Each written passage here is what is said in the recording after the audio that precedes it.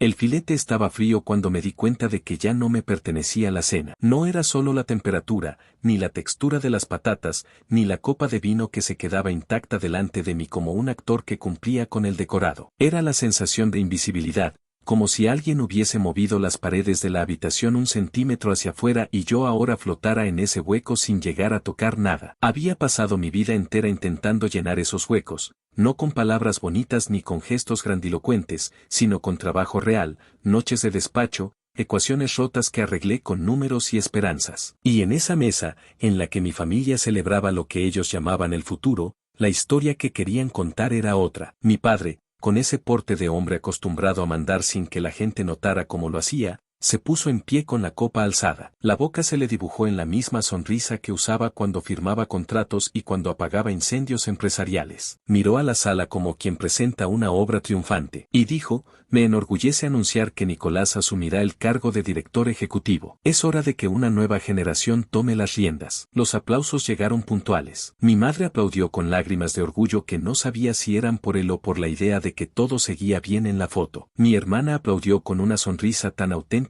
que me dolió. Nicolás sonrió como si alguien le acabara de regalar un trofeo sin haber corrido la carrera. Tenía ese gesto de chico que cree que la vida le debe las cosas por nacer en el lugar correcto. Yo forcé una sonrisa, porque la coreografía del momento lo exigía: levantar la copa, sonreír, decir alguna tontería sobre el esfuerzo familiar. Lo hice, como lo había hecho miles de veces en reuniones y cenas diseñadas para mostrar unidad. Pero mientras todos celebraban, un cuarto dentro de mí se cerró. Sentí el cuchillo del tenedor como un peso imposible, porque yo sabía, con la claridad que da el haber pasado noches sin dormir por la compañía, que lo que celebraban no venía de mi esfuerzo. Llevaba años moviendo fichas, arreglando balances, peleando con acreedores y con contratos mal hechos, arreglando a oscuras para que el negocio no se viniera abajo. Lo había hecho sin grandes fotos, sin discursos, casi como un ejercicio de supervivencia. Y en esa mesa, mi padre regalaba la corona a quien menos había trabajado por ella. Aquella misma noche, después de la cena, me fui a la oficina. No por rabia exactamente, aunque la rabia estaba ahí, hirviendo, sino porque no sabía dónde más ir. Las luces del edificio se encendieron con el zumbido típico, y mi despacho olía a limpieza industrial y a papeles. Saqué unos archivos del cajón, estados financieros, minutas, acuerdos antiguos, contratos que hablaban en una jerga que yo entendía mejor que nadie. Releílos como quien lee cartas de un mapa que te ha salvado la vida. Los puntos donde el camino era frágil, las curvas donde el vehículo podía irse por un precipicio. Y entonces me di cuenta de algo que había sembrado sin que nadie lo notara. Durante años, en los huecos entre reuniones y llamadas, había ido comprando acciones discretamente, no por venganza, ni por ego, sino porque cuando arreglas cosas a escondidas aprendes a protegerte. Cada compra era una pieza más de un rompecabezas que yo armaba sin prisa. Nadie lo notó. Mi padre no verificaba mis movimientos en la bolsa interna porque estaba demasiado ocupado celebrando esculturas de éxito y recibiendo elogios en banquetes. Nadie sabía que, poco a poco, estaba subiendo la apuesta. Esa noche,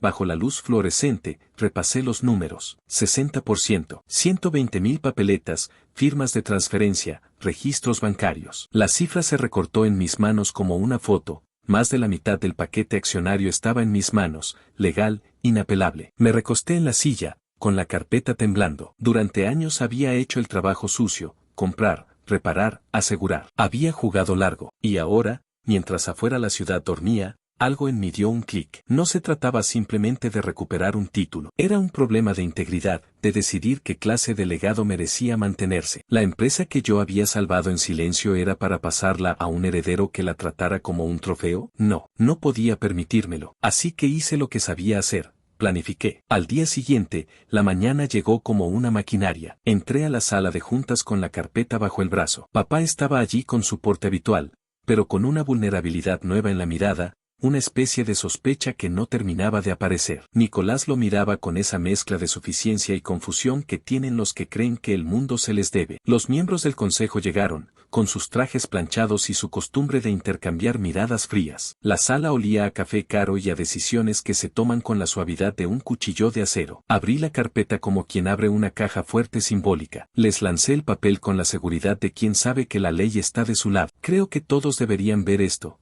dije. Mis palabras cayeron y la sala se tensó como una cuerda. Entregué las hojas del acuerdo de accionistas, donde se leía negro sobre blanco el porcentaje. Sus ojos se movieron con la incredulidad de quien lee una noticia que no esperaba. Vi a mi padre palidecer, vi a Nicolás pasar de la arrogancia al desconcierto a una ira que le hinchó las venas de la frente. No puedes hacer esto, balbuceó papá. Javier, hijo, tú no. Esto no se hace así. ¿No se hace así? ¿Cómo se hace entonces, si no es con la ley de por medio y con años de esfuerzo detrás? Me apoyé en la mesa y miré a cada uno. Había rostros que yo había visto en momentos de crisis, que ahora estaban rojos por la sorpresa. Me sentí extrañamente sereno. Había hablado menos de lo que crees, había actuado más de lo que cualquiera podría imaginar. No estoy tratando de destruir a nadie, dije con calma. No voy a despedir a mi hermano. Le doy opciones. Puede quedarse y trabajar, o puede vender su paquete. No es nada personal, solo limpieza. La frase era corta, pero la sala vibró con su fuerza. Nicolás intentó ponerse firme y decir que lo habían traicionado,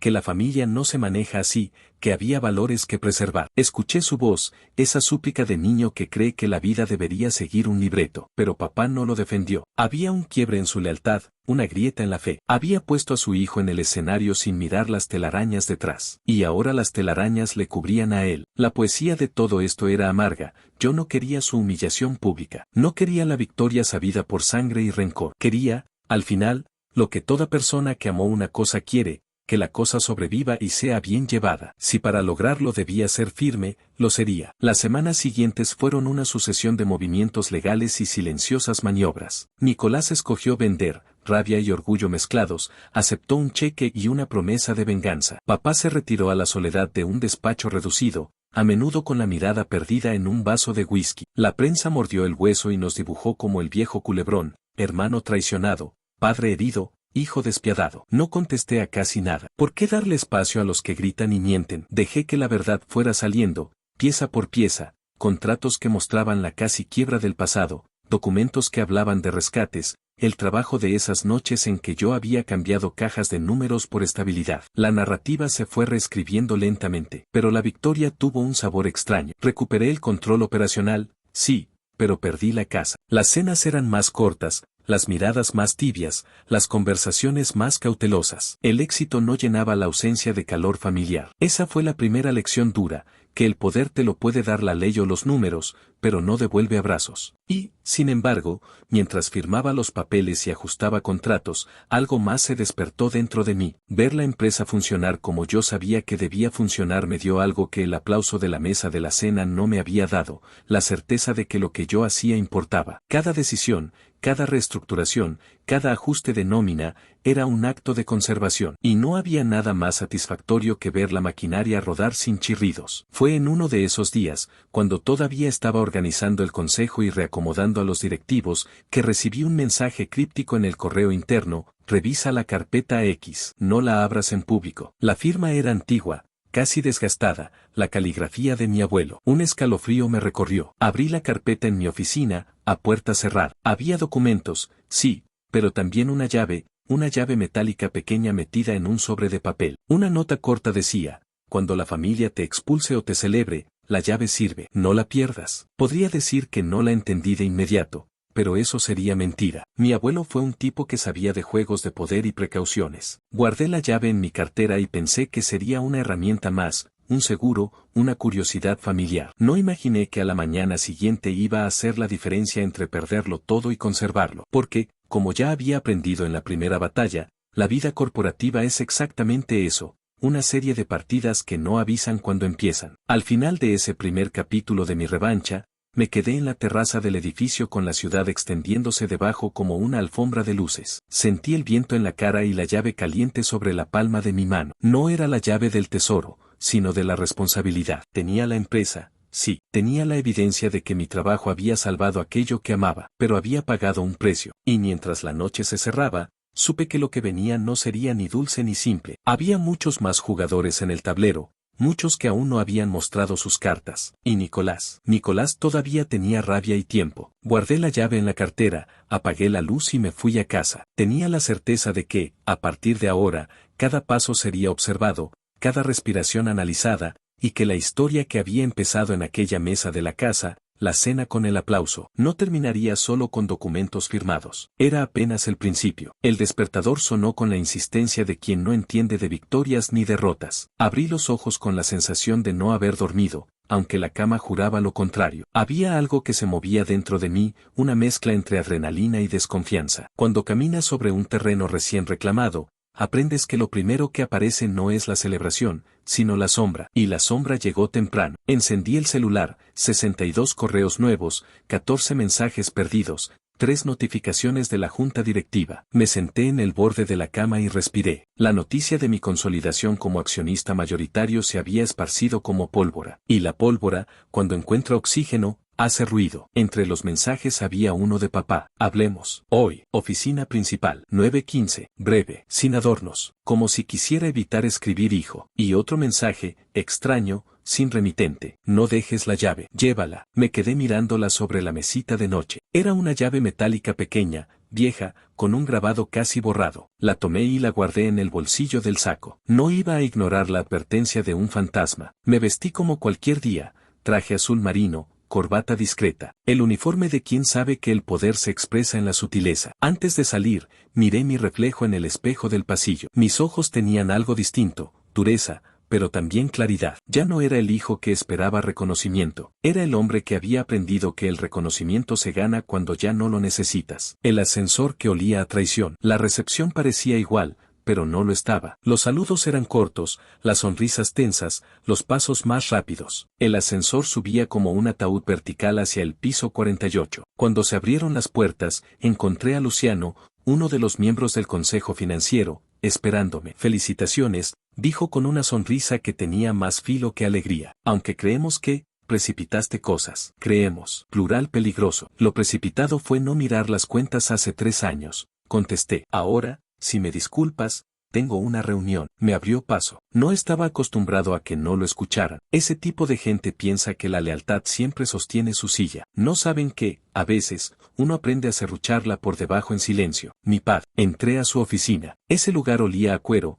a madera cara, a decisiones tomadas sin dudas. Allí mi abuelo había firmado contratos legendarios. Allí mi padre había tomado riesgos que nos hicieron estar en la cima. Y ahora, allí iba a ocurrir algo que ninguno de los dos podía revertir completamente. Papá estaba mirando por la ventana. No giró al escucharme entrar. Llegas puntual, dijo, sin emoción. Siempre. Se giró lentamente. Sus ojos tenían cansancio, pero también orgullo herido. ¿Qué buscabas?, preguntó. ¿Demostrar algo? ¿A quién? Carcajeé por dentro. Era absurdo. Había trabajado décadas por algo y ahora parecía ser el villano. Buscaba salvar la empresa, respondí, y no iba a dejarla en manos de alguien incapaz. Sus cejas se fruncieron. Un terremoto en microexpresión. Tu hermano necesitaba guía, no expulsión, dije. Necesitaba responsabilidad, respondí. Y eso no se enseña con premios, se enseña con consecuencias. Nos miramos en silencio. A veces el silencio entre padre e hijo dice más que una discusión. Y dime, papá, añadí, si esta empresa se hubiese ido a pique por falta de gestión,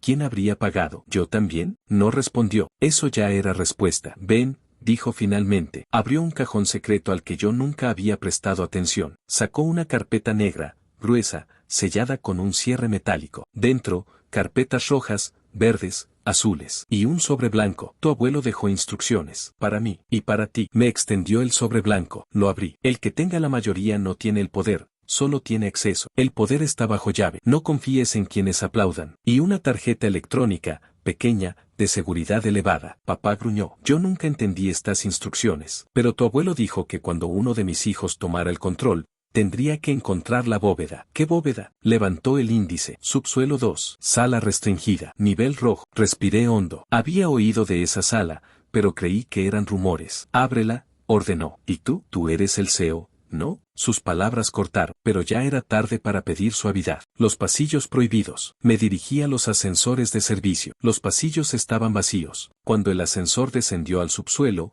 mis oídos se taparon. Sentí un golpe seco cuando llegamos. La puerta metálica se abrió y reveló un pasillo gris iluminado con luces frías. Allí, otra puerta enorme con escáner de retina y lector de tarjeta. Puse la tarjeta. Acceso autorizado. El corazón me martillaba. La puerta se abrió como una mandíbula. Había dentro una pequeña habitación, un escritorio, una computadora antigua, y una caja fuerte empotrada con la misma figura grabada que la llave que llevaba conmigo. Saqué la llave, encajó, giré, la caja hizo clic. Dentro había un dossier de 200 páginas, 3 contratos internacionales, fotografías, y una carpeta pequeña con mi nombre escrito por mi abuelo. Mis manos temblaron, la abrí. Si llegaste aquí, significa que la familia se dividió, y que el poder real está en peligro. Guarda estos documentos. Contienen la información que podría destruirnos, o coronarte definitivamente. Dentro había datos de compras secretas de competidores, patentes no registradas, acuerdos con gobiernos, y lo más grave, información sobre fraudes cometidos por ciertos miembros del Consejo. Con esos documentos podía despedir, encarcelar, o someter a varios directivos peligrosos. Era munición, era fuego puro. La trampa. Salí de la sala y volví al ascensor. Al llegar al piso principal,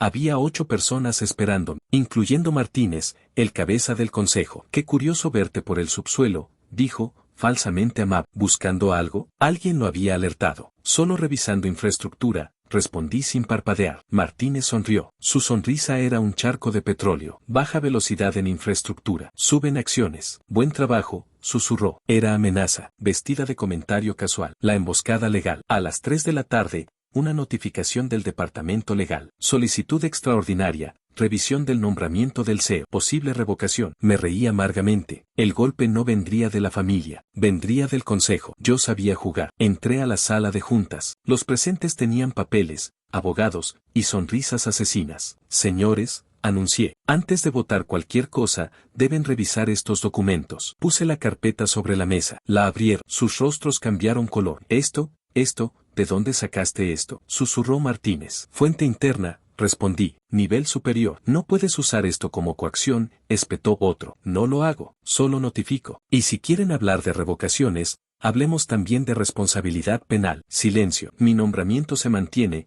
dictaminó el presidente interno, sudando. Votación cancelada. Martínez me miró con odio puro. Había ganado la primera guerra, la caída de un hermano. Ese mismo día, Nicolás apareció en mi despacho. Sus ojos estaban rojos. Hiciste de todo esto un circo, escupió. No tienes idea de lo que se viene. Aprendí de papá, respondí. Y de abuelo. Me empujó contra la mesa. Yo nací para estar arriba, dijo con lágrimas contenidas. Y yo nací para sostener lo que tú no puedes, respondí. Se fue golpeando la puerta. Sabía que no sería la última vez que lo enfrentaría. La llamada. Al irme a casa, mi celular sonó. Número desconocido. Aló. La voz era vieja, firme. Felicidades, muchacho. Tu abuelo estaría satisfecho, pero aún no seguro. ¿Quién habla? El guardián de la bóveda, respondió. Me quedé congelado. Lo que encontraste es solo la mitad, susurró. La otra mitad no está en la empresa. ¿Dónde está? Silencio. Luego, en manos de alguien que no te quiere ver coronado. Y cortó. La noche que no pude dormir. Me miré al espejo. La llave estaba caliente como si ardiera. Esa pequeña pieza de metal era la frontera entre el orden y la guerra. Respiré hondo. Este juego se había vuelto mucho más grande que solo conseguir el cargo. Ahora había enemigos invisibles. Y un abuelo que aún me hablaba desde la tumba,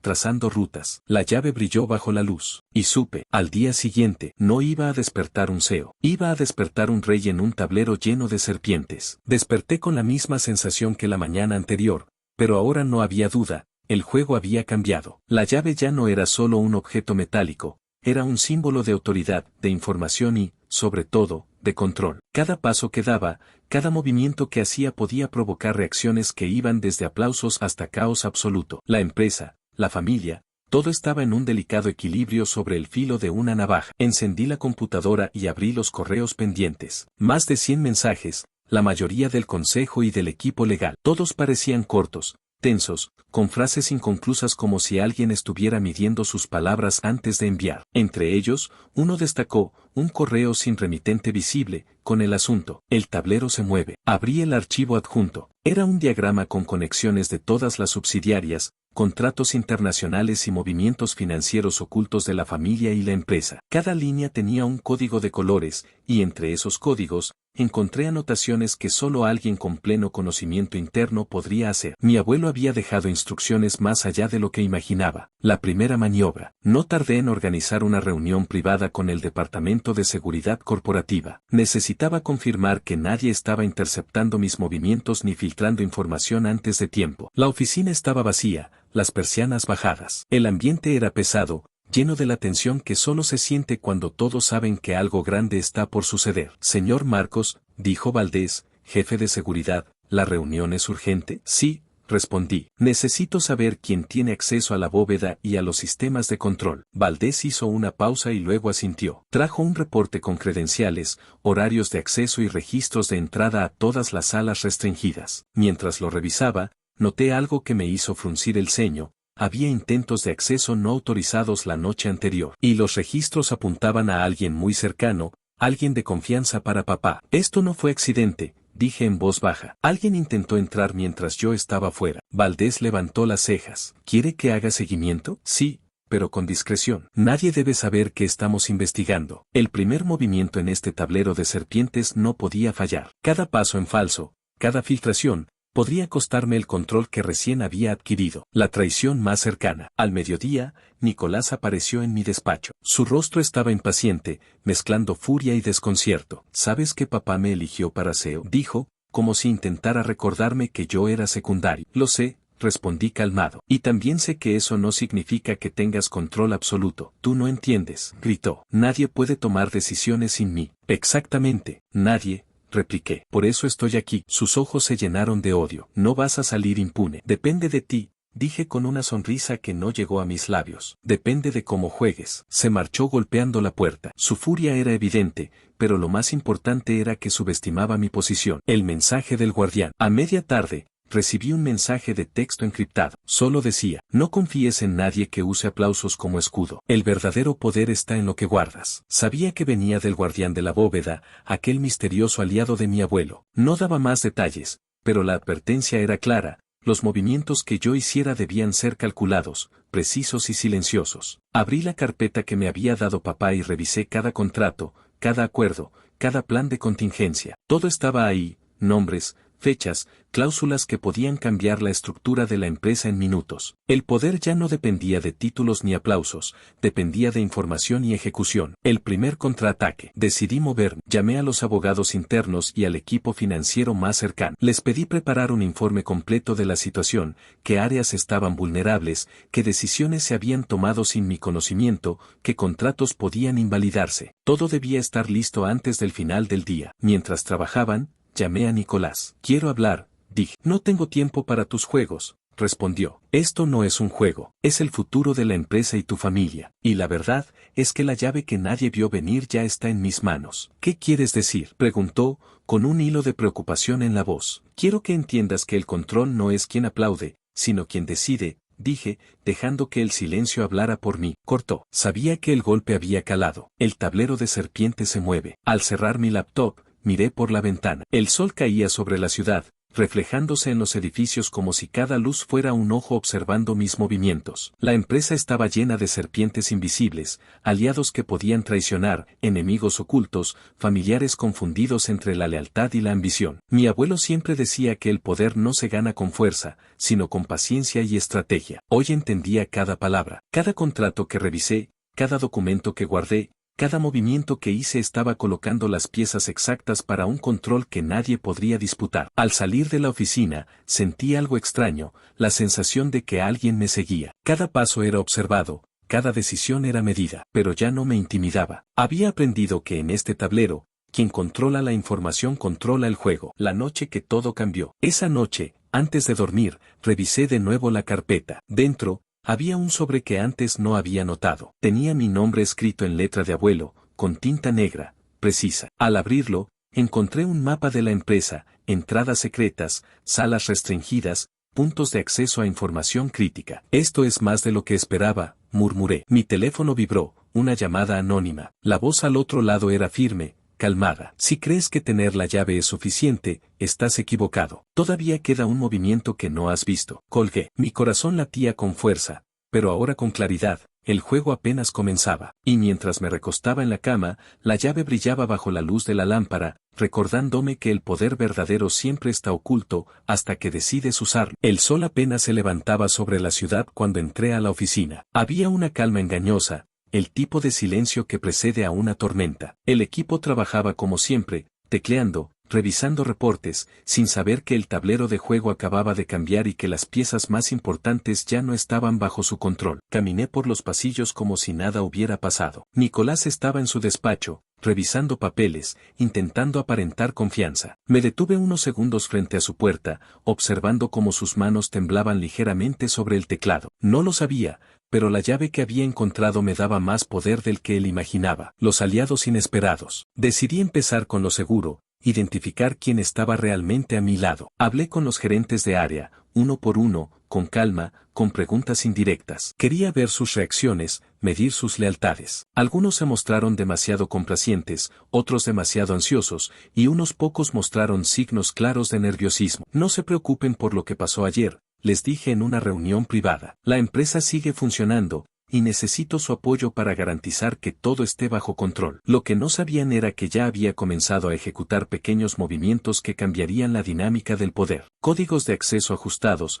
contratos revisados, información crítica protegida. Cada decisión que tomaban, cada acción que realizaban ahora estaba alineada con mi estrategia. La trampa para Nicolás. Nicolás pensaba que podía intimidarme con su título, que el aplauso del consejo le daba autoridad. No sabía que el verdadero poder estaba en la información que yo había asegurado. Esa misma mañana, mientras él hablaba con los ejecutivos, envié un correo secreto a los abogados internos y al departamento financiero, un informe detallando cada decisión que Nicolás había tomado sin autorización y sus posibles implicaciones legales. Esto será suficiente para que entienda que no puede moverse sin mí, pensé, mientras observaba cómo se desarrollaba la rutina diaria. Los correos no tenían remitente visible, solo la alerta de asuntos legales y financieros. Para cuando Nicolás se diera cuenta, ya sería demasiado tarde para revertir cualquier daño que él mismo pudiera causar. El primer enfrentamiento directo. A mediodía, Nicolás me llamó a su despacho, con la falsa seguridad de quien cree tener ventaja. Quiero entender qué estás haciendo,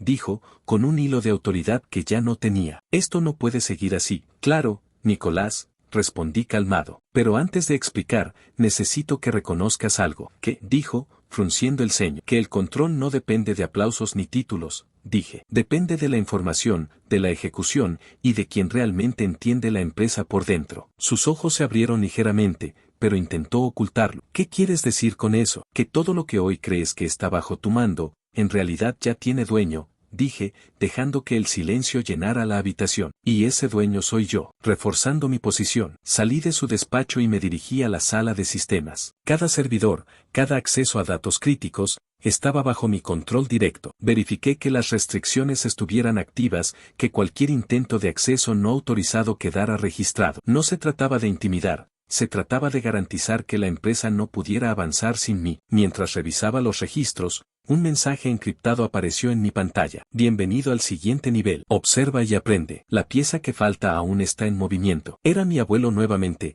recordándome que, aunque la llave era mía, el juego era más complejo de lo que imaginaba. Cada movimiento debía ser calculado, cada paso debía ser estratégico. El factor sorpresa. Por la tarde, llamé a Nicolás a una reunión con los ejecutivos clave. Quiero revisar el flujo de decisiones de la última semana, dije, calmad. Cada acción tomada sin autorización ahora debe ser evaluada. Nicolás intentó interrumpirme, pero lo detuve con una mirada firme. Cada reporte que desplegué mostraba claramente que sus decisiones podrían haber puesto en riesgo proyectos críticos. Los ejecutivos miraban sorprendidos, algunos claramente preocupados. Esto no es un ataque personal, dije. Es un recordatorio de que la empresa no se dirige por títulos, se dirige por conocimiento y control de la información. Nicolás no dijo una palabra. Sabía que había perdido terreno. Cerrando el día. Al terminar, regresé a mi despacho y revisé la llave nuevamente. No era solo un objeto, era la representación de todo lo que podía controlar: contratos, decisiones, información crítica y, sobre todo,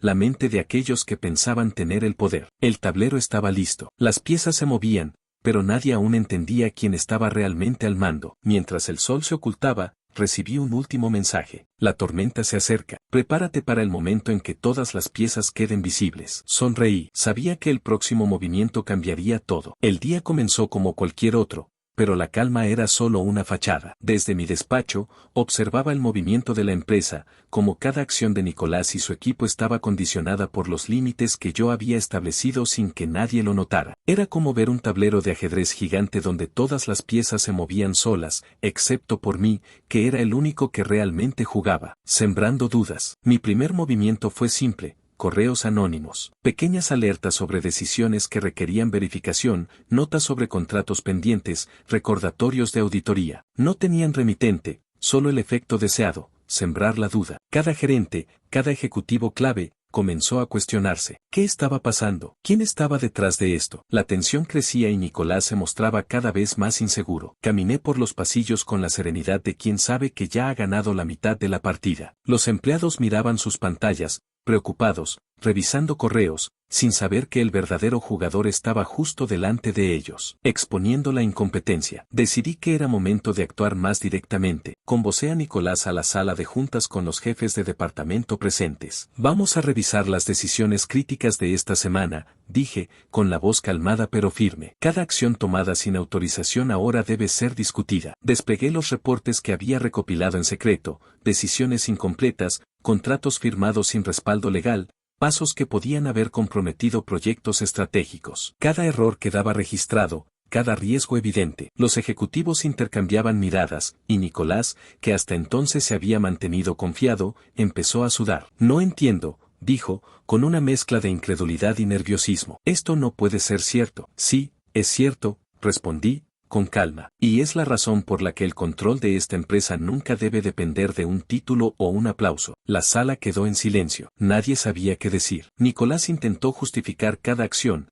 pero cada argumento estaba refutado por los datos que yo había preparado meticulosamente. Movimientos estratégicos. Mientras la junta discutía, envié mensajes codificados a los departamentos clave: legal, financiero y tecnológico. Cada uno debía bloquear cualquier intento de acción de Nicolás que no estuviera supervisada directamente. Lo hice de manera que pareciera una medida de seguridad corporativa, no un golpe personal. Nadie sospechaba que era yo quien realmente controlaba todo desde detrás de escena. Mis pasos estaban calculados. Cada correo, cada instrucción, cada registro de acceso reforzaba mi posición y debilitaba la suya. No era solo una lucha de poder, era una demostración de control absoluto. El primer impacto real. Para mediodía, los ejecutivos clave empezaron a acercarse a mí discretamente. Necesitamos tu consejo, dijeron algunos, con voz baja. Nicolás no parece saber cómo manejar esto. Sonreí para mis adentros. Era exactamente lo que esperaba. No se trataba de humillarlo públicamente, se trataba de mostrar que la confianza y el respeto se ganan con capacidad, no con títulos. Cada gerente, cada jefe de área, comenzaba a mirar hacia mí como la autoridad real. Nicolás pierde terreno. Al final de la reunión, Nicolás estaba pálido, con las manos temblorosas. Intentó mantener la compostura, pero sus ojos delataban que entendía lo que había ocurrido. Yo había tomado el control sin que él ni la junta se dieran cuenta. Cada palabra que decía parecía vacía, sin peso. Marcos, logró decir, con dificultad. Esto no. Su voz se quebró, y no continuó. No respondí, no era necesario. Mi silencio hablaba más que cualquier palabra. Preparando el cierre. Esa noche, mientras revisaba los últimos movimientos, confirmé que todas las piezas estaban listas: registros, contratos, accesos, auditorías. Cada camino llevaba a mí. Nicolás podía intentar hacer cualquier cosa, pero ya no tenía la capacidad de influir en las decisiones críticas de la empresa. Recibí un mensaje en mi teléfono. El momento se acerca. Prepárate para hacer el movimiento final. Sonreí. Sabía que la jugada decisiva estaba a punto de comenzar. Al día siguiente, todos verían quién realmente tenía el control. Y Nicolás aprendería que subestimar al jugador correcto puede costar todo. La mañana siguiente amaneció con un aire pesado. La ciudad parecía igual de indiferente, pero dentro de la empresa, todo estaba a punto de cambiar. Caminé por los pasillos con la calma absoluta de quien ya sabe que la partida está ganada. Cada mirada que recibía de los empleados, cada saludo forzado de Nicolás confirmaba lo que ya era evidente: yo era el jugador real, aunque nadie lo hubiera visto venir. El momento de la verdad. Convocaron a todos a la sala de juntas a las 9 en punto. Nicolás entró primero, con su traje impecable y una sonrisa que intentaba transmitir seguridad, pero sus ojos lo traicionaban. Yo llegué unos minutos después, sin prisas, con una carpeta bajo el brazo. La sala estaba llena, los ejecutivos clave, el personal de confianza y, por supuesto, los ojos curiosos de Nicolás. Buenos días, dije, saludando con la calma de alguien que controla todo. Antes de comenzar, quiero mostrar algo que quizás se les haya pasado por alto. Deslicé la carpeta sobre la mesa. Dentro estaban todos los documentos que demostraban la propiedad de los sistemas,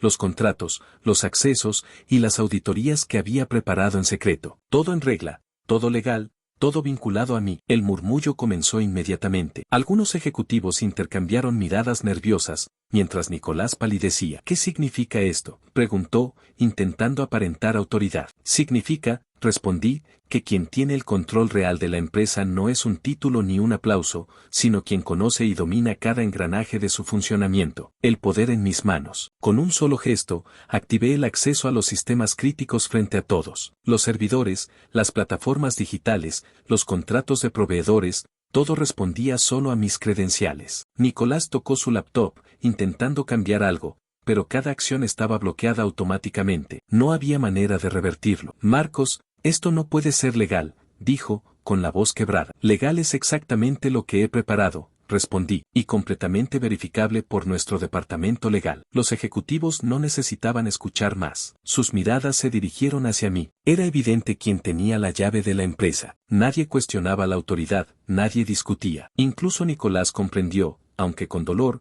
que había subestimado al jugador equivocado. El reconocimiento silencioso. La junta terminó sin más discursos. Todos sabían lo que había pasado. Yo controlaba la empresa. No necesitaba gritos, no necesitaba aplausos. La lección estaba clara. El poder real no se otorga, se conquista con inteligencia y preparación. Mientras caminaba hacia mi despacho, varios ejecutivos se acercaron discretamente para felicitarme o pedirme consejo. Nicolás permaneció atrás, solo, mirando cómo la realidad lo superaba. La humillación que él había intentado infligirme se había revertido de la manera más contundente posible, consolidando el control. Pasaron los días y la empresa comenzó a reorganizarse bajo mi liderazgo silencioso. Los contratos críticos se revisaron, las operaciones se ajustaron y cada departamento entendió que cualquier decisión estratégica debía pasar por mí. No buscaba protagonismo ni reconocimiento público, buscaba control absoluto y estabilidad. El antiguo CEO había confiado en títulos y apariencias. Yo confié en preparación y conocimiento. La diferencia fue abismal. El cierre de la historia. Una tarde,